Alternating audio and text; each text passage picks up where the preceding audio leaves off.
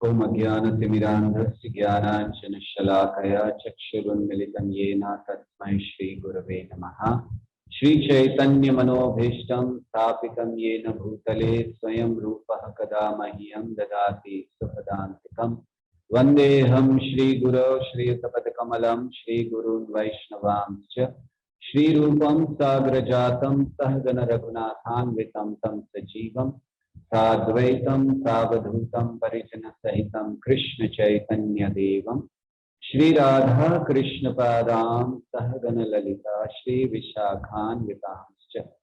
हे कृष्ण करुणा सिंधु दीनबंधु जगत्पते गोपेश गोपिका कांत राधा कांत नमस्ते। सप्त कांचन गौरांगी राधे वृंदावनेश्वरी वृषभानुसुते देवी प्रणमामि हरिप्रिये। वाञ्छाकल्पतरुभ्यश्च कृपा सिन्धुभ्य एव च पतितानां पावनेभ्यो वैष्णवेभ्यो नमो नमः।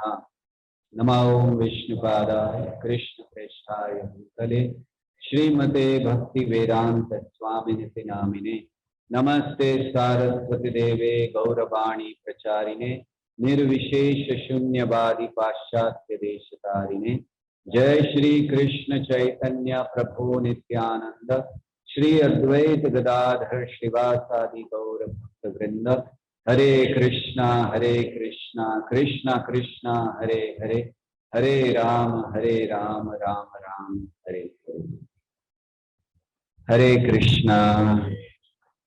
बहुत समय बाद आप सबको यहाँ मंदिर में देखकर प्रसन्नता हो रही है। वैसे आप सबको अभी, सबको तो नहीं, कुछ लोगों को तो 2 दिन हम साथ में थे, लेकिन मंदिर में यहाँ देखकर प्रसन्नता है। दिवस भी अच्छा है आज का, है ना? क्या दिवस है? ईद मुबारक।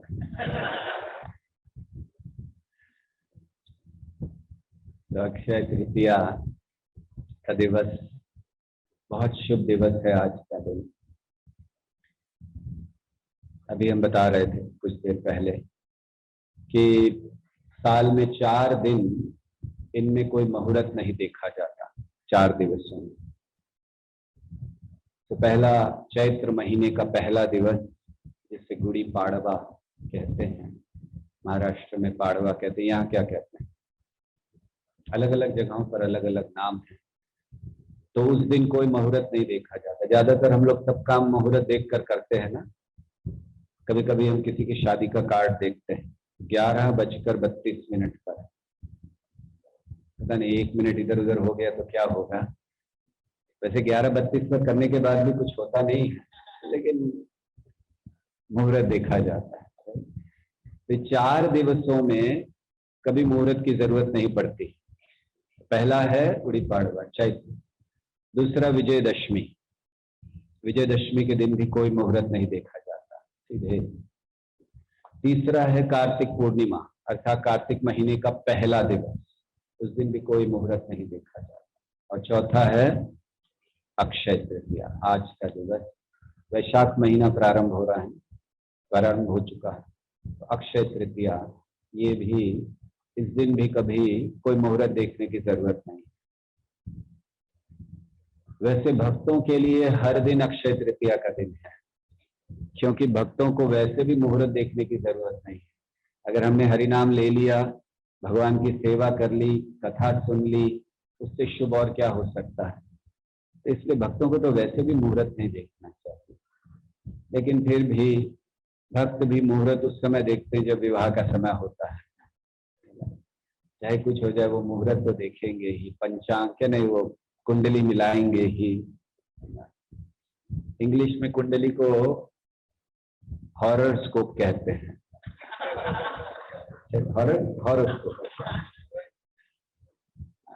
हॉरोस्कोप है, मतलब हॉरर मतलब खतरा या भयानक चीजें, और उसका स्कोप। तो आपकी कुंडली में ये बताया जाता है कि जीवन में जो भयानक चीजें होने वाली, उसका कितना स्कोप है। देखो, देख सकते हो आप, ये भी हो सकता है, ये भी हो सकता है, इसलिए इसको हॉरर स्कोप कहते हैं। तो लोगों को बहुत विश्वास है, लेकिन हमें विश्वास होना चाहिए भगवान के नाम पर।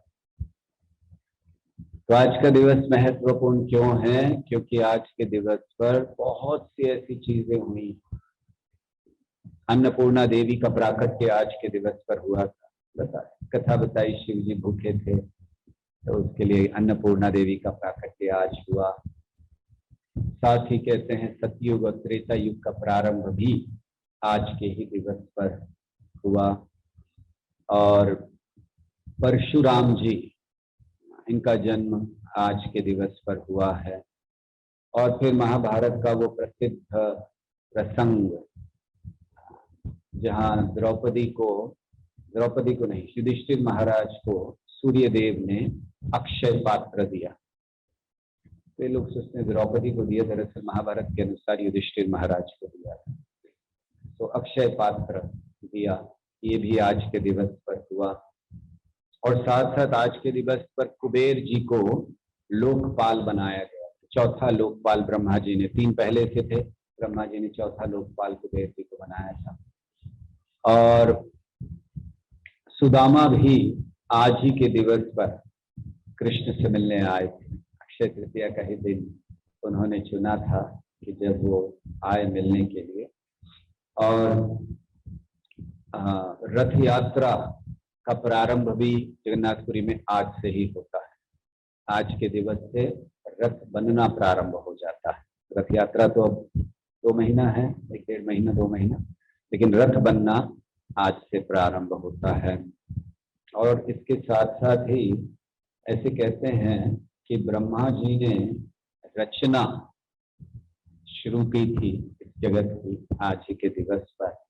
और बहुत से उन्होंने दुख, मोह इत्यादि उन्होंने बनाए। तो ये कई ऐसे प्रसंग आज के दिवस पर बहुत महत्वपूर्ण हैं। बद्रीनाथ में आज के दिन पर दरवाजे खुलते हैं, भगवान के दर्शन अब खुल गए हैं। तो आज लोग बहुत वहाँ पर दर्शन के लिए अब से जाएंगे। 1-1.5 महीना 2 महीना जब तक दर्शन बंद ना होने लगे, बर्फ बहुत ज्यादा गिरने लगती है। और श्रील प्रभुपाद, हम लोग सारी चर्चाएं कर रहे हैं ब्रह्मांड भर की, प्रभुपाद को तो छोड़ नहीं सकते हैं। तो श्रील प्रभुपाद ने आज ही के दिवस पर सबसे पहले प्रचार के लिए एक संगठन का आयोजन किया था। तो आज का दिवस था जब प्रभुपाद ने 1953 में सबसे पहले 1953 16 मई 1953 को प्रभुपाद ने लीग ऑफ डिवोटीज झांसी में इसकी स्थापना की। तो ये पहला आज ही का दिवस था। प्रभुपाद ने आज का दिवस चुना प्रारंभ करने के लिए प्रचार को। तो लीग ऑफ डिवोटीज का भी स्थापना आज किया था। तो ऐसे बहुत सारे आज के प्रसंग हैं। हम सोच रहे थे कौन से प्रसंग पर चर्चा करें, और आप सब जानते हैं कि आज के दिवस से चंदन यात्रा भी प्रारंभ होती है। आप देख ही रहे हैं, दर्शन कर ही रहे हैं। तो चंदन यात्रा के विषय में हम अभी चर्चा कर चुके हैं। आप में से कई लोग सुन चुके होंगे शायद। कितने लोगों ने सुन लिया तो बताने की जरूरत नहीं है, ऑलरेडी आप सब सुन चुके हैं। तो चंदन यात्रा भी आज के दिवस पर प्रारंभ, वहां भी लोग सुन रहे, कितने लोग? हाँ, तो वो लोग भी कुछ सुन रहे हैं वहां पर। तो चंदन यात्रा का ऑलरेडी हम वर्णन कर चुके हैं संक्षेप में कि चंदन यात्रा ये हमें प्रेम, सेवा और समर्पण का मार्ग दिखलाती है। और अक्षय पात्र, ये अक्षय क्या है? अक्षय मतलब जिसका कभी क्षय नहीं होता, जो कभी खत्म नहीं होता, कभी समाप्त नहीं होता। इसलिए जो पात्र दिया गया वो अक्षय पात्र कहलाता है। उसमें कभी भोजन समाप्त नहीं होगा जब तक द्रौपदी खा ना ले, और जब द्रौपदी ने खा लिया उसके बाद कुछ नहीं आएगा। ये सूर्य देव ने ये अक्षय पात्र दिया था। हम सोच रहे थे कि उस अक्षय का वर्णन करें। अक्षय क्या है और हमारे जीवन में अक्षय क्या होना चाहिए? आज के दिन लोग सोना खरीदते हैं, चांदी खरीदते हैं, जैसे कि उससे मतलब वो अक्षय रहे, हमेशा सोना बना रहे। तो भक्तों को क्या खरीदना चाहिए आज के दिवस पर? भक्तों को हरि नाम खरीदना चाहिए, बाजार में जाना चाहिए। नाम का बाजार लगा है, नित्यानंद प्रभु ने लगाया है। और साथ ही साथ हमें आज प्रार्थना करनी चाहिए भगवान श्री कृष्ण से कि हमारी भक्ति को अक्षय करें, क्योंकि हमारी भक्ति इस जगत में, वैसे तो भक्ति अक्षय है, भक्ति को कोई चुरा नहीं सकता, लेकिन इस जगत में ढक जाती है, तो कभी प्रकट होती है कभी नहीं। तो भगवान से याचना करनी चाहिए कि हमारी भक्ति अक्षय रहे, जो अक्षय भक्ति है उस अक्षय भक्ति का अनुभव हमें हो सके। दूसरी प्रार्थना हमें करनी चाहिए कि भगवान से कि भक्तों की कृपा अक्षय रहे, कभी कम ना हो, बढ़ती जाए। आज के दिवस पर हम वैष्णवों से भी प्रार्थना करें उनकी कृपा के लिए। दरअसल आज का दिवस सही में हर एक वैष्णव से कृपा की याचना करने का दिवस है। अगर हम सही में चाहते हैं, अक्षय तृतीया सही में मनाना चाहते हैं, तो ये जानना चाहिए, तृतीया मतलब तीन चीज, तीन होता है, तृतीया मतलब तीसरे दिन को कहते हैं, तीन, और अक्षय, तो इस जगत में तीन ही चीजें अक्षय। अक्षय तृतीया हमें ये संदेश देती है बड़ा स्पष्ट कि इस जगत में तीन ही चीजें अक्षय, भगवान, भगवान की भक्ति और भगवान के भक्त। जय श्री गणराज की जय। तीन ही चीजें अक्षय है, बाकी सबका क्षय होने वाला है। तो कोई कह सकता है ठीक है भगवान मान लिया, भक्ति मान ली, भक्तों का तो क्षय हो जाता है, भक्त समाप्त हो जाते हैं। भक्ति विनोद ठाकुर कहते हैं मूर्ख है वो व्यक्ति जो ये सोचता है कि वैष्णव मर गए, अज्ञानी है वो व्यक्ति, क्योंकि वो सोचता है वैष्णव मर गए। तो वैष्णव वो कभी नहीं मरते। मन में प्रश्न आते, प्रभुपाद नहीं है, रूप गोस्वामी नहीं है, भक्ति सिद्धांत नहीं है, कैसे नहीं मरते? क्योंकि वैष्णव जब तक जीवित रहते हैं, अर्थात जब तक शरीर में पृथ्वी पर रहते हैं, तब तक अपने आचरण से, अपने शिक्षाओं से, अपने कार्यों से जीवित रहते हैं। और जब इस पृथ्वी से कहीं और चले जाते हैं, किसी और सेवा के लिए कहीं और, तो अपनी वाणी के द्वारा वो हमेशा हमारे बीच रहते हैं। इसलिए हम में से किसी को भी शायद कभी प्रभुपाद की कमी नहीं महसूस होती। कभी कभी भक्त हमसे एक दो बार बात करते हैं, वो कहते हैं कि हमें बड़ा दुख होता है कि हमें प्रभुपाद के दर्शन नहीं हुए। हमने कहा बिल्कुल नहीं होना चाहिए, क्योंकि प्रभुपाद गए ही नहीं है। कोई किताब उठा लीजिए, खोल लीजिए प्रभुपाद के दर्शन के, प्रभुपाद बात करना शुरू कर देता है। तो आप में से कितने लोगों को कभी कमी लगती है प्रभुपाद की कि प्रभुपाद नहीं है हमारे बीच? किसी को लगता है? किसी भक्त को नहीं लगता। रोज हम गुरु पूजा कर रहे हैं, रोज प्रभुपाद की जय कर रहे हैं, ग्रंथ पढ़ रहे हैं, उनके भक्तों का उनकी संस्था में हमने आश्रय लिया है। तो इसीलिए आज का दिवस है कि हम सब हर एक भक्त से, चाहे वो जूनियर हो, सीनियर हो, वरिष्ठ हो, हमारे समान हो, कोई भी क्यों ना हो, उससे कृपा की याचना करें। इसीलिए हमें सोना खरीदने की जरूरत नहीं। हमें जो सोने जैसे भक्त हैं उनकी कृपा की जरूरत है। श्रील प्रभुपाद ने इस बात को कहा जब पाश्चात्य जगत में, अमेरिका में पैलेस ऑफ गोल्ड बना रहे थे श्रील प्रभुपाद का एक बहुत सुंदर मंदिर। तो वहां भक्त पूछ रहे थे, प्रभुपाद को दिखा रहे थे यहाँ ये होगा, यहाँ वो होगा। तो उन्होंने खंबे दिखाए, उन्होंने कहा प्रभुपाद हमने सुना है कि भगवान के महल में, द्वारिका में जो खंबे थे वो रत्नों के बने हुए थे, तो हम भी इसमें लगा दें, रत्न लगाएं इसमें। तो प्रभुपाद ने देखा और प्रभुपाद ने कहा कि मेरे भक्त ही मेरे रत्न हैं, जरूरत नहीं है रत्न लगाने की।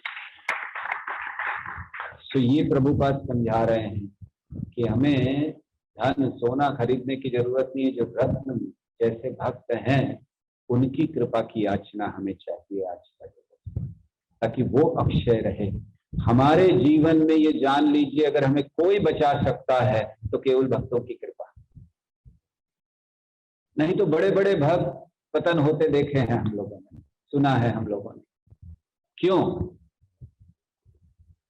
हमें ध्यान है कि कई वर्ष पहले कोई बड़े वरिष्ठ सन्यासी वैष्णव का पतन हुआ, तो हमने अपने वरिष्ठों से एक प्रश्न किया था कि हमने कहा ऐसा क्यों होता है? भगवद गीता में भगवान कहते हैं कि एक बार ऊंचा स्वाद ले लिया फिर नीचे स्वाद की ओर कोई नहीं जाता है। तो अगर कोई सन्यासी है तो ऊंचा स्वाद ले रहा है, तो फिर ऐसा कैसे होता है कि वो नीचे स्वाद की ओर चले जाते हैं? जबकि भगवद गीता में भगवान ने कहा है, क्या कहा है? विषया विनिवर्तन्ते निराहारस्य देहिनः रसवर्जम रसोप्यस्य परम दृष्ट्वा निवर्तते। तो उत्तर ये था कि सतत लेते रहना चाहिए। ये नहीं कि हमने एक बार ले लिया, वैष्णवों ने सर पर हाथ रख दिया, जीवन सफल, उसके बाद कोई चिंता ही नहीं है, जो मन में आए करो। सतत कृपा चाहिए, सतत स्वाद लेते रहना चाहिए भक्ति का, और सतत भक्ति का स्वाद लेने के लिए सतत कृपा चाहिए, वैष्णवों की कृपा। वैसे तो कहा गया है कि एक क्षण भक्तों के साथ मिल जाए, आधा क्षण मिल जाए, तुलयाम लवे नापी न स्वर्गम न पुनर्भवम। लेकिन हमारी जो बद्धता इतनी है कि हम उस एक क्षण को अपने जीवन में उतार नहीं पाते, उसको जीवन नहीं बना पाते। ये किसके लिए है? तुलयाम लवे नापी न स्वर्गम न पुनर्भवम। उस व्यक्ति के लिए जिसने उस क्षण को, उस समय को अपना जीवन बना लिया, अर्थात जो कृपा मिली उस कृपा को ही जीवन बना लिया, तब ये माना जा सकता है कि उसको कोई और आवश्यकता नहीं। लेकिन हम लोग उसको गंभीरता से लेते नहीं, उस संग को, उस महत्व को नहीं समझते। हमारे लिए भक्तों का संग ठीक है, बाकी चीजें भी बड़ी महत्वपूर्ण है। हम बार बार इस बात को दोहराते हैं, लेकिन क्या करें, वो जब तक हथौड़ी बार बार नहीं मारी जाए तो कील अंदर जाती नहीं है ना? सही है। तो हमारे लिए हमारी जॉब कितनी महत्वपूर्ण है, हम सब कुछ छोड़ देते हैं उसके लिए। यात्रा नहीं आएंगे प्रभु जी, क्यों? तो क्या करें, जॉब चल रही है। संडे प्रोग्राम नहीं आएंगे, अगर संडे जॉब पे बुलाइए तो संडे जाएंगे, लेकिन प्रोग्राम पे नहीं आएंगे। सही है ना? आप लोगों को लगता होगा प्रभु जी बार बार यही बात कर क्यों आ जाते, कुछ और तो बोल देते, क्योंकि हमें लगता है घर ही नहीं चलेगा। अगर जॉब नहीं करेंगे तो घर नहीं चलेगा, ऐसा है? जॉब नहीं करेंगे तो घर नहीं चलेगा। हमारे सामने उदाहरण है ना, जॉब नहीं कर रहे, घर चल रहा है कि नहीं चल रहा? चल रहा है या नहीं चल रहा? हमें कहीं जाने की जरूरत नहीं है, आसपास देख लीजिए, बहुत अच्छे से चल रहा है। कोई कमी हो रही है? पहले से अच्छा, देखिए पहले से अच्छा। तो ये केवल हमारे मन में है कि भगवान हमारी रक्षा नहीं करेंगे, हमें खुद ही करनी है, हमारा बॉस हमारी रक्षा करेगा, हमारा जॉब हमारी रक्षा करेगा। लेकिन भक्तों को ये जानना चाहिए कि केवल कृष्ण रक्षा कर सकते हैं। इसका अर्थ ये नहीं है कि सब लोग छोड़ दे जॉब, वैसे छोड़ भी दे तो कोई चिंता नहीं, मंदिर में बहुत जगह, चिंता नहीं, लेकिन विश्वास की बात। तो आज का दिवस हर एक भक्त से क्षमा याचना करने का। बहुत सारे अपराध किए होंगे हमने, और हम अपने लिए तो कह ही सकते हैं। मतलब आप लोग कहेंगे प्रभु जी आपको तो सोचने की जरूरत नहीं कितने अपराध किए आपने, क्योंकि आप सोच नहीं पाओगे, इतने कर रहे थे, सोचो एक बार। लेकिन आप लोगों ने भी अगर कभी पिछले एक वर्ष में जीवन में कभी एक आध कोई कहीं गलती से अपराध कर दिया हो, तो आज का दिवस है क्षमा याचना का, अक्षय कृपा याचना का, अक्षय भक्तों की कृपा बनी रहे। तो जैसे सूर्यदेव ने आकर युधिष्ठिर महाराज को ये पात्र दिया और कहा कि इसमें भोजन, ये अक्षय पात्र, ये भोजन हमेशा इसमें रहेगा, जब तक द्रौपदी नहीं खा लेगी तब तक जितना चाहोगे उतना निकलेगा। क्यों दिया था? क्योंकि वन में थे, और तो क्या वन में थे तो क्या युधिष्ठिर महाराज को फल फूल खाने, फल इत्यादि खाने में तकलीफ थी? रामचंद्र जी गए थे, उन्होंने कहीं कुकिंग की क्या बताई? रामचंद्र जी भी तो वन में गए थे। तो भगवान वन में गए, उनको अक्षय पात्र नहीं मिला, उनको बेचारे लक्ष्मण ढूंढ ढांड के ला रहे हैं, वो खा रहे हैं, सब कर रहे हैं, क्या पता नहीं कुकिंग भी की होगी सीता मैया ने, सीता मैया तो साथ में थी। लेकिन भगवान के भक्त जंगल में जा रहे हैं तो उनको अक्षय पात्र नहीं। ये भगवान की कृपा है। भगवान अपने भक्त को कष्ट में नहीं देख सकते। हनुमान जी जा रहे हैं, लंका पार करनी है उनको, तो भगवान ने शक्ति दे दी, जंप लगाओ, पहुंच गए, बस रा इधर माँ उधर, हो गया, पहुंच गए। लेकिन जब भगवान को जाना है, वो विचार कर रहे हैं 3 दिन तक, कैसे जाऊंगा, कैसे पार करेंगे। समुद्र से प्रार्थना कर रहे, भाई रास्ता दे दो, समुद्र रास्ता नहीं दे रहा है। भगवान 3 दिन तक हाथ का तकिया बनाकर वहीं लेटे हुए हैं, समुद्र की ओर देखकर प्रार्थना कर रहे हैं। तो बताइए, जिनका सेवक एक छलांग में पहुंच जाता है, वो खुद 3 दिन तक प्रार्थना कर रहे हैं, विचार कर रहे हैं कैसे जाएंगे, और फिर क्रोध में आकर वो सब कथा। तो भगवान श्रेय देना चाहते हैं, भक्तों की सुविधा देखना चाहते हैं। अपने ऊपर कष्ट आए कोई बात नहीं, वो भक्तों को चाहते हैं कि उनको सुविधा मिलनी चाहिए। हनुमान जी का उदाहरण है कि उन्होंने, अर्जुन का उदाहरण है, युद्ध में मारा किसने था? सबको। जैसे हम लोग जानते हैं कि युद्ध के प्रारंभ में पहले अध्याय में भगवत गीता के भगवान आए और भगवान ने सबको देखा, वर्णन किया। तो जैसे ही देखा, आचार्यगण वर्णन करते कि उन्होंने देखकर ही उनकी सबकी उम्र खत्म कर दी, आयु क्षीण कर दी, सबको मार दिया भगवान। और युद्ध के बाद भी वर्णन है कि जब किससे पूछा गया था, वो एक व्यक्ति देख रहे थे, तो उनको पूछा गया कि बताओ कौन सबसे अच्छा योद्धा था, सबसे अच्छी लड़ाई किस, तुमने तो सारा युद्ध देख लिया, बताओ सबसे अच्छी लड़ाई किसने लड़ी, कौन सबसे अच्छा कर रहा था? कर्ण था, ये था, कौन था बताओ। तो मैंने कहा कौन था मतलब, मैंने तो एक ही व्यक्ति को लड़ते हुए देखा थे, एक ही व्यक्ति मार रहा था और वो थे कृष्ण, बाकी सब तो खड़े हुए थे। इसीलिए भगवान भगवत गीता में कहते हैं निमित्त मात्रम भव सत्य साक्षी। इसलिए अक्षय पात्र दिया गया। तो किस लिए दिया युधिष्ठिर को? क्या युधिष्ठिर कंदमूल खाकर नहीं रह सकते? वन में ऋषि मुनियों की तरह नहीं रह सकते? राजा है तो क्या हुआ, वनवास के लिए गए हैं, वनवासियों की तरह रहना चाहिए। अक्षय पात्र क्यों मिला? युधिष्ठिर के लिए नहीं, उन्हें मिला था, उनके साथ हजारों ब्राह्मण गए थे और हजारों ब्राह्मण आते थे उनको मिलने। और युधिष्ठिर ये चाहते थे कि मैं गृहस्थ हूं और मेरा कर्तव्य है इनकी सेवा करना, तो उसके कर्तव्य को पूरा करने के लिए वो दिया गया था, वो उनके पर्सनल यूज के लिए नहीं दिया गया था कि भाई आप भूखे मत रहना।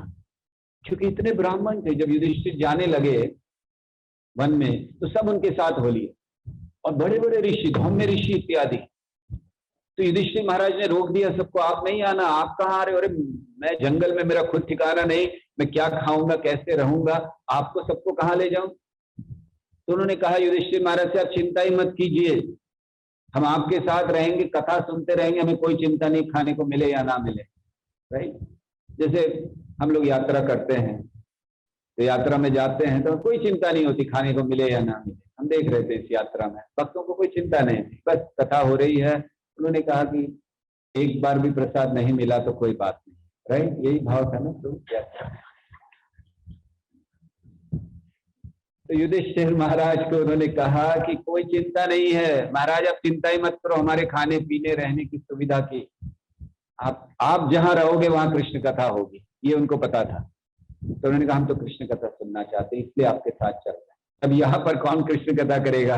ये दुर्योधन कथा होगी, शकुनी कथा होगी, इसलिए आपके साथ चल रहे हैं। युधिष्ठिर ने कहा आपका भाव सही है, लेकिन मैं गृहस्थ हूं, मेरा कर्तव्य है कि आप अगर मेरे साथ है तो मुझे आपका ध्यान रखना है, तो आप मत चलिए। लेकिन ऋषि मुनियों ने कहा नहीं, माना चाहते। तो उनके लिए सूर्य देव ने अक्षय पात्र दिया कि युधिष्ठिर अगर इनकी सेवा नहीं कर पाए तो युधिष्ठिर प्राण त्याग सकते। युधिष्ठिर का ये भाव था कि अगर मैं सेवा, इसलिए उन्होंने कहा ये गृहस्थों का बहुत बड़ा कर्तव्य है, सेवा, तो जितनी क्षमता हो सेवा कर। तो युधिष्ठिर अगर नहीं कर पाते तो प्राण त्याग देते। सूर्य देव ने कहा नहीं, आप करो, सेवा करो। इसलिए हम जाते, दुर्वासा मुनि आए, 60,000 उनके साथ शिष्य थे, तो ऐसे ही लोग आते रहते। और युधिष्ठिर हर एक के लिए आइए प्रसाद दीजिए। वो द्रौपदी से पूछते नहीं थे कुछ बना है या बना सकते हो या नहीं बना सकते। तो उस समय भी उन्होंने ऐसे ही कहा था, द्रौपदी खा चुकी थी, लेकिन युधिष्ठिर महाराज ने कहा आइए प्रसाद दीजिए। दुर्वासा ने कहा हाँ हाँ लेंगे, तैयारी करो। रक्षा भगवान ने की। अब सोचिए उस समय के लिए द्रौपदी को कितनी चिंता हुई होगी। युधिष्ठिर महाराज को तो चिंता नहीं थी, उन्होंने कहा हाँ आइए, फिर जाकर कहा भाई कुछ बनाओ, बनाओ कहाँ से, तो कुछ है ही नहीं, अक्षय पात्र खाली। तो ये चिंता कृष्ण को आकर्षित करती। देखिए भक्तों को क्यों चिंता होनी चाहिए और क्या चिंता होनी चाहिए। भक्तों को चिंता ये नहीं होनी चाहिए कि मैं कैसे खाऊंगा, मैं कैसे जीऊंगा, मेरा कैसे घर चलेगा। भक्तों को चिंता होनी चाहिए मैं कैसे सेवा करूंगा, कैसे अन्यों को खिलाऊंगा, कैसे भगवान का मंदिर बनाऊंगा। ये चिंता नहीं कि अपना घर कैसे बनाऊंगा, भगवान का घर कैसे बनाऊंगा। और ये चिंता कृष्ण को आकर्षित करती। द्रौपदी को चिंता थी, अपनी तो नहीं थी। द्रौपदी को चिंता थी मैं कैसे खिलाऊंगी, और नहीं खिलाया तो युधिष्ठिर का नाम धर्मराज, ये क्या होगा, वो चिंता थी। और युधिष्ठिर का नाम खराब होना मतलब कृष्ण का नाम खराब होना। भगवान के महान भक्त हैं और इसलिए आश्रय किसका लिया, कृष्ण का। तो अक्षय पात्र की ये जो कथा है ये हमें सिखलाती है कि हर अवस्था में हमें कृष्ण का आश्रय लेना चाहिए। हमें कृष्ण को आकर्षित करने के लिए भक्तों की सेवा की सदैव चिंता रहनी चाहिए। अपनी चिंता नहीं, हमने खाया नहीं खाया, भक्तों ने खाया कि नहीं खाया, उनकी सेवा की चिंता हमें होनी चाहिए। इससे कृष्ण आकर्षित होते हैं। हमें भूखे रहने की जरूरत नहीं है। हम कहेंगे हम कुछ नहीं खाएंगे कृष्ण की प्रसन्नता, ठीक है वो भी कभी करना हो, उपवास करते हैं ठीक, लेकिन उससे ज्यादा महत्वपूर्ण है कि हम भक्तों की सेवा कर पाए कि नहीं। तो अक्षय तृतीया के दिन इस भाव को उत्पन्न करने की प्रार्थना कीजिए भगवान से कि मुझे अगर जीवन में कोई चिंता हो तो ये चिंता हो कि मैं भक्तों की सेवा कर पाया कि नहीं कर पाया। मरते दम तक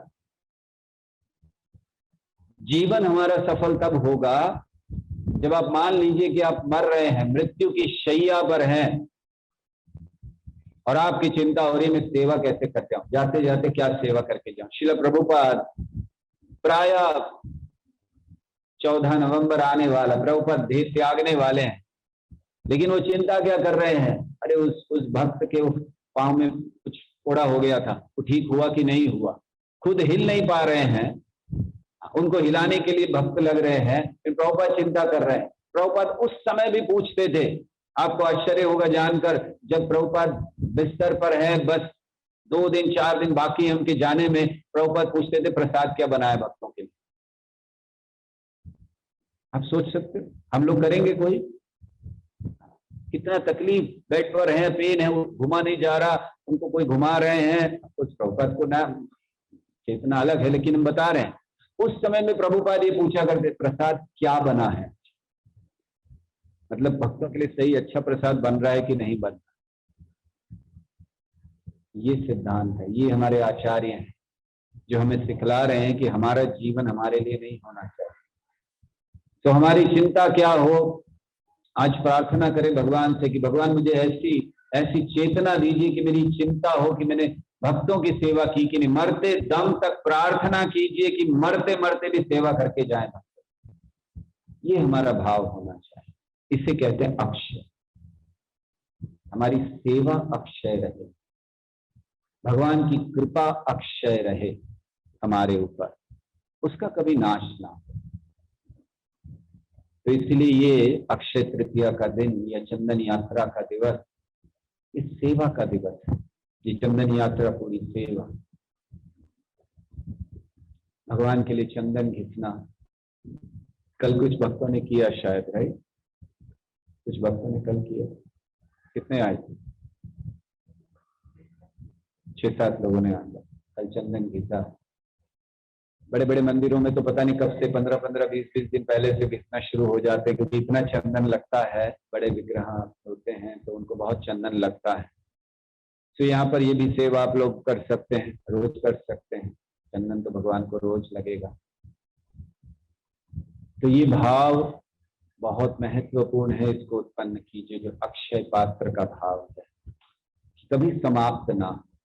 और अगर छोटी सी भी सेवा हम कर रहे हैं, स्वल्पमप्यस्य, एक दाना बचा है अक्षय पात्र में, भगवान जब आए तो तो द्रौपदी ने सब साफ साफ कर रख दिया था। भगवान भी आकर देखिए कैसे परीक्षा ले रहे हैं। द्रौपदी ने पुकारा, भगवान का स्मरण किया, अब मैं दुविधा में हूँ, हजारों ऋषि मुनि कहाँ से खिलाएंगे इनको, खत्म हो गया है। भगवान आए हैं और आकर सांत्वना नहीं दे रहे हैं द्रौपदी को, चिंता नहीं करो मैं आ गया हूँ, सब कर लूंगा। आकर कह रहे बड़ी भूख लगी है, कुछ खाने को ला।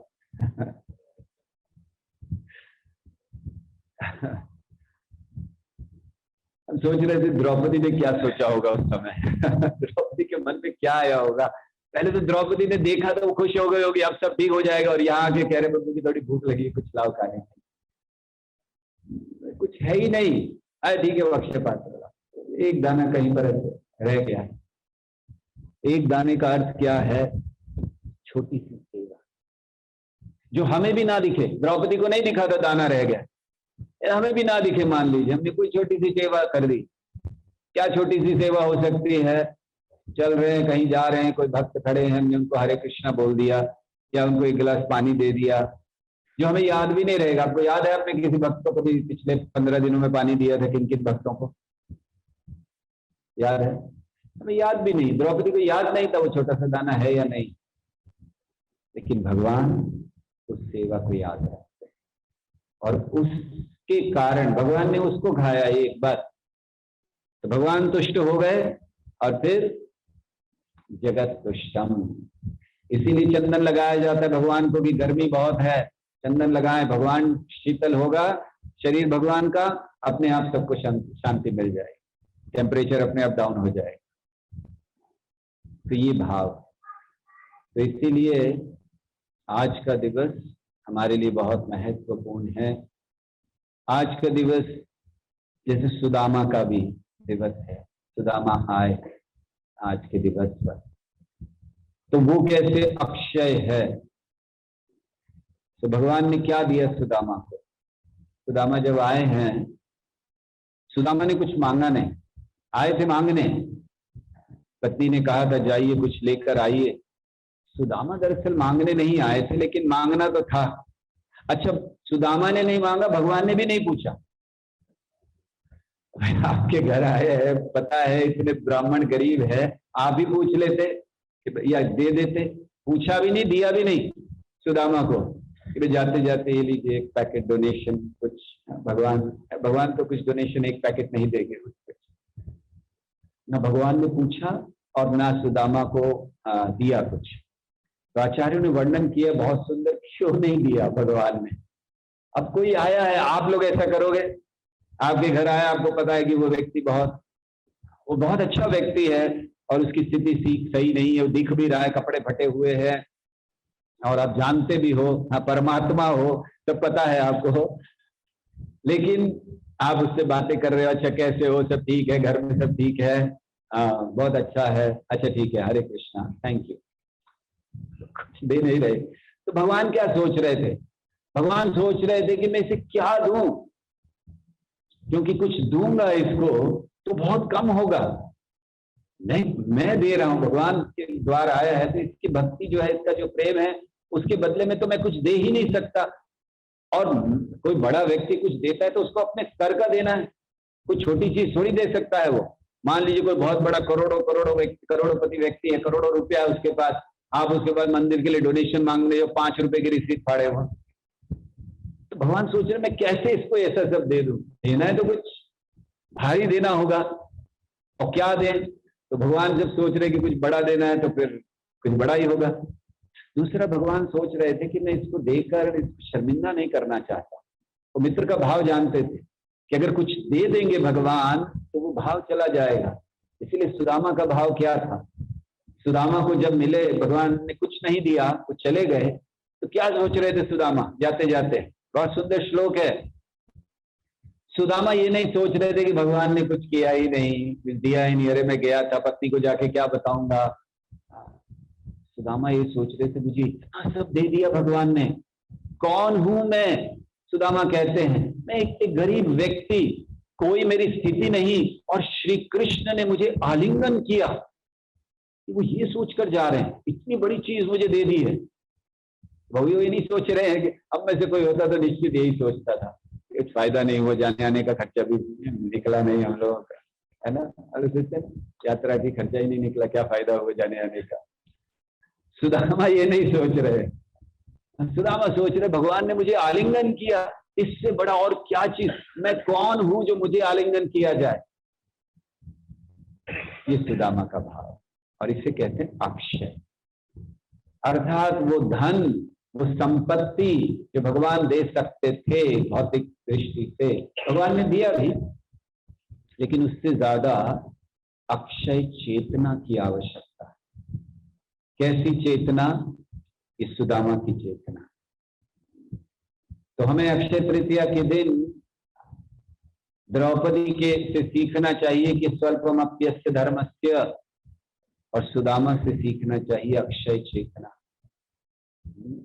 कभी कृष्ण को भूलना नहीं, इस सुदामा का भाव। तो अक्षय अर्थात कृष्ण का स्मरण अक्षय हो, ये आज के दिवस का सबसे बड़ी उपलब्धि होगी अगर हम इसको भगवान से मानते। तो कृष्ण का स्मरण उनका अक्षय था, तो कभी उन्होंने कोई भौतिक कामना नहीं की कृष्ण से। परशुराम जी आज के दिवस पर प्रकट हुए, और परशुराम जी से हम क्या सीख सकते हैं? अक्षय। परशुराम जी की कथा हम जानते हैं। परशुराम जी ने अपनी ही माता का, अपने भाइयों का गला काट दिया। पिता ने कहा, ये माता गई थी, उनका कुछ ध्यान गंधर्वराज की ओर चला गया, वापस आई तो पता चल गया। परशुराम जी के पिता को जमदाग्नि ऋषि, उन्होंने कहा अपने अन्य लड़कों से, परशुराम जी नहीं थे वहां, अन्य लड़कों से कहा तुम्हारी माता ने गलत काम किया है, मार डालो इसे। उन्होंने कहा नो भाई, बिल्कुल नहीं, हम क्यों मारे, माँ है, ठीक है, हो गई गलती। तो उनको बड़ा क्रोध आया। परशुराम जी आए, उन्होंने कहा तुम्हारी माता ने गलत काम किया, इसको मारो, और ये बाकी तुम्हारे भाइयों ने मेरी बात नहीं सुनी, इनको भी मार डालो। परशुराम जी ने फरसा उठाया, सबके गले काट दी, हाड़ धाड़, किसी को नहीं छोड़ा। हमें ये नहीं सीखना परशुराम जी से, अभी आ रहे हैं, जो सीखना है उस पर आ रहे हैं। तो परशुराम जी ने गला काट दिया। जमदाग्नि ऋषि बड़े प्रसन्न हुए, इसलिए नहीं कि मेरी पत्नी मर गई, और मतलब आज की तरह नहीं था, लेकिन तो इसलिए नहीं प्रसन्न हुए, वो प्रसन्न हुए कि इसने मेरी बात सुनी परशुराम जी ने, तो बहुत प्रसन्न हो गए। परशुराम जी से कहा मांगो, क्या मांगना है, वरदान देता हूं तुम्हें, खुश होकर। उन्होंने कहा बस सरल चीज, ये मेरी माँ और भाई वापस पुनर्जीवित हो जाएं, और इनको याद नहीं रहे कि मैंने मारा था इन्हें। तो वो ज्यादा तकलीफ होगी। तो जमदाग्नि, तो परशुराम जी ने इसलिए मारा क्योंकि उनको पता था अगर नहीं मारूंगा तो सब जलकर खाक हो जाएंगे, और मार दूंगा तो इनकी इतनी शक्ति है कि पुनर्जीवित निश्चित हो जाएंगे। तो इसलिए परशुराम जी ने मारा। और फिर आगे चलकर परशुराम जी ने कार्तवीर्य अर्जुन, सहस्त्र बाहु उसका नाम था, 1000 बाहें थी, रावण तक को जिसने बंदी बना लिया था, उसको परशुराम जी ने मार डाला, उसकी सेना को मार डाला, खत्म किया, परास्त किया। और फिर आगे चलकर हम जानते हैं कि 21 बार इस पृथ्वी से क्षत्रिय विहीन कर दी पृथ्वी। कुछ लोगों को छोड़ दिया था, जैसे दशरथ महाराज, उनको मारा नहीं क्योंकि उन्होंने नारी को कवच बनाया था। दशरथ महाराज का एक नाम है नारी कवच। परशुराम जी की एक प्रण उन्होंने लिया था कि मैं क्षत्रिय को मारूंगा, लेकिन अगर उसका विवाह हुआ है तो 1 वर्ष तक नहीं मारूंगा, 1 वर्ष के बाद मारूंगा। अभी विवाह हुआ मार दूंगा, पत्नी विधवा बेकार, क्या फायदा। तो 1 वर्ष तक नहीं मारूंगा, लेकिन फिर मारूंगा। तो जब भी परशुराम जी आने वाले होते थे, दशरथ महाराज एक विवाह कर लेते, इसीलिए 353 रानियां थी, तो वो विवाह कर लेते थे। तो परशुराम जी आते थे, दशरथ मारना है अब तुम्हें, अच्छा मारने वाले हो, अरे लेकिन अभी भी शादी हुई है, जय श्री दयाल, अभी भी शादी हुई है, विवाह हुआ है, अच्छा ठीक है अगले साल आऊंगा। तो अगले साल आते थे तो और एक विवाह कर लेते, दशरथ मारना है, अरे अभी भी विवाह, अच्छा ठीक है अगले साल आओ। वैसे बेचारे मार ही नहीं पाए, और फिर रामचंद्र जी ने बीच में उनकी शक्ति भी ले ली सारी, तो फिर दशरथ बच गए। तो इसीलिए उनका नाम पड़ा नारी कवच, उन्होंने नारी को कवच बनाया और वो मरे। तो क्षत्रियों को समाप्त कर दिया परशुराम जी ने। और फिर परशुराम जी चिरंजीवी हैं, आप जानते हैं, अभी भी हैं। परशुराम जी ने जब भगवान राम से उनकी भेंट हुई, सब क्षत्रियों को मार दिया, सब हो गया है, धनुष टूट गया, विष्णु धनुष पर भगवान ने प्रत्यंचा चढ़ा दी, तीर चला दिया, और भगवान ने कहा अब मैं क्या समाप्त करूं तुम्हारा, बताओ। तुम्हारे आवागमन की शक्ति, जहां भी चाहो आ सकते हो, या फिर तुम्हारी ये शत्रु दमन शक्ति, क्या समाप्त करो। तीर तो चला दी, अब कहीं ना कहीं तो समाप्त करना होगा। तो परशुराम जी ने कहा आने जाने की शक्ति समाप्त मत कीजिए, मैं जाऊंगा कैसे वापस महेंद्र पर्वत पर। हाँ, ये क्षत्रियों को मारने की शक्ति अब वापस ले ली। तो भगवान ने उस समय वो शक्ति वापस ले ली। परशुराम जी शक्त्यावेश अवतार हैं, उनको शक्ति प्रदान की गई थी भगवान के द्वारा, और भगवान ने वापस ले ली वो शक्ति। और उस समय भगवान ने उनसे कहा मांगो, क्या मांगते हो। तो अक्षय क्या है ये परशुराम जी उस समय प्रकट करते हैं। तो परशुराम जी भगवान से मांगते हैं, यदि में नुग्रहो राम तव श्री मधुसूदन त्वद्भक्त संगः त्वत्पादो दृढ़ भक्ति सदा तुम्हें। उन्होंने कहा कि अगर मेरे पर अनुग्रह करना चाहते हैं हे राम, हे मधुसूदन, वहां मधुसूदन करके संबोधित किया। तो रामचंद्र जी को मधुसूदन क्यों किया, आज हमने बताया था, कोई बताए जिसने सुना। रामचंद्र जी को क्यों मधुसूदन कह रहे हैं, क्योंकि जब रामचंद्र जी से सीता देवी ने पूछा वन में आप अगला रूप कौन सा लेंगे, तो रामचंद्र जी ने एक शिला उठाई, अपना तीर लिया और उसके ऊपर गोपीनाथ का सुंदर रूप बनाया। आज वो गोपीनाथ जी रेमुना में है, वही विग्रह कृष्ण, वही कृष्ण है, इसलिए उन्होंने कहा मधुसूदन। तो यदि मैं नुग्रहो राम दवास्ति मधुसूदन त्वद्भक्त संग, आपके भक्तों का संग बना रहे, त्वत्पादो, आपके चरणों के प्रति दृढ़ भक्ति सदा। दो चीज मांगी, आपके भक्तों का संग रहे और आपके चरण कमलों के प्रति मेरी भक्ति सदा बनी रहे, अक्षय बनी रहे। तो आज के दिवस पर हम लोग परशुराम जी के भाव में, परशुराम जी की शिक्षाओं पर आधारित भगवान से प्रार्थना कर सकते हैं कि भक्तों का संग कभी ना छूटे और ये दृढ़ भक्ति हमेशा बनी रहे। तो ऐसे अक्षय तृतीया के बहुत सारे और चीजें हैं वर्णन करने के लिए, लेकिन समय कम है, तो यहीं पर समाप्त करेंगे। प्रार्थना भगवान से अंत में आज के दिवस के लिए कि हम सबकी भक्ति अक्षय रहे, भक्तों की सेवा अक्षय हो, सदैव जीवन में कर सके, प्रयास रखिए। और ये बारंबार प्रार्थना कीजिए कि जिस समय मर रहा हूं भगवान, उस समय भी भक्तों की सेवा करके जाऊं।